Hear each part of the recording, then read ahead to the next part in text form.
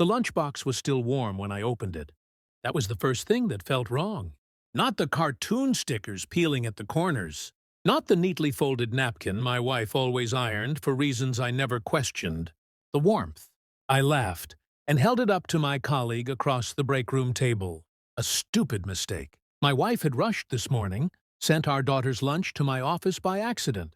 I thought it was funny, harmless. "Look," I said. "Gourmet kindergarten cuisine." He didn't laugh. He leaned forward instead. Too close. His eyes locked onto the contents, like they were staring back at him. The color drained from his face. "Close that," he whispered. I smiled, still joking. "What, scared of apple slices?" His hand gripped my wrist. Hard. I felt his fingers shaking. "Get your daughter," he said. "Now, and go to the hospital." The room went quiet. The hum of the vending machine sounded obscene. "Why?" I asked. He swallowed. Looked around like the walls might hear. "I can't explain," he said. "But if you don't do exactly what I'm saying—" He stopped. That pause lasted longer than any sentence. "Your daughter won't survive." I don't remember standing up. I don't remember grabbing my keys. I remember his eyes. A man who had pronounced death for 20 years. A man who had never once looked afraid. The drive to the school blurred into straight lines and red lights. My thoughts stayed unnaturally calm. My wife didn't answer her phone.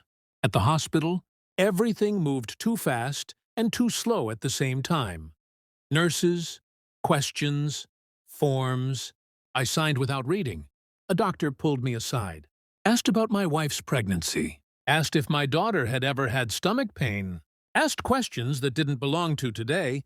Then he showed me the scan. Inside my daughter's stomach, something small, irregular. Not food, not an accident.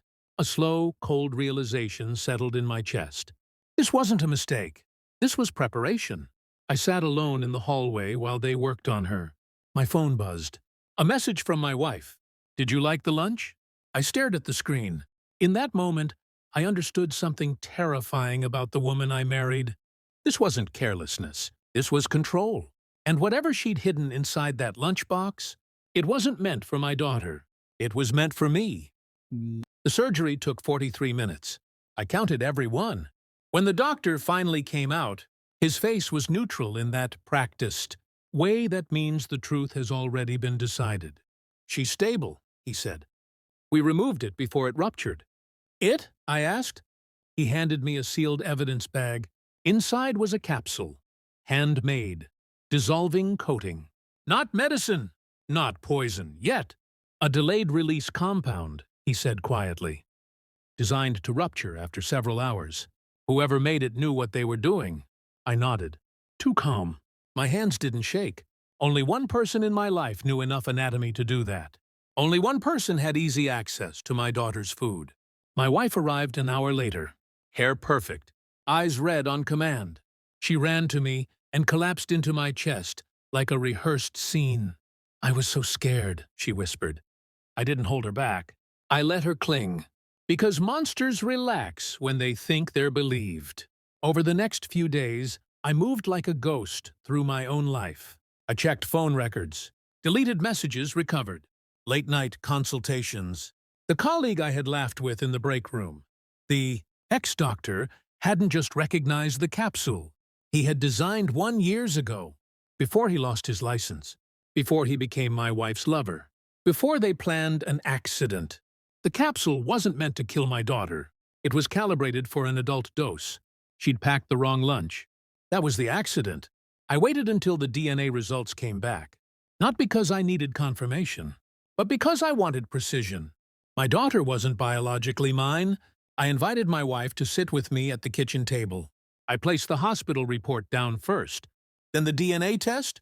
I didn't raise my voice. Didn't accuse. "I know," I said. Her face collapsed. Not into guilt, but panic. Pure survival instinct.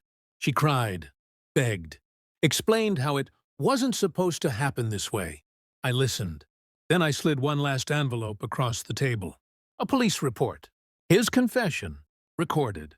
He'd broken when they told him the capsule almost killed a child. "You already knew," she whispered. I stood up.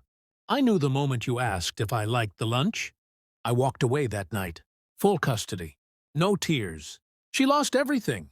Career, reputation, freedom. I gained silence. Sometimes, late at night, I still think about how close she came. Not to killing my daughter, but to disappearing me. The difference is simple. She made a mistake. I didn't, and that's why I'm still here.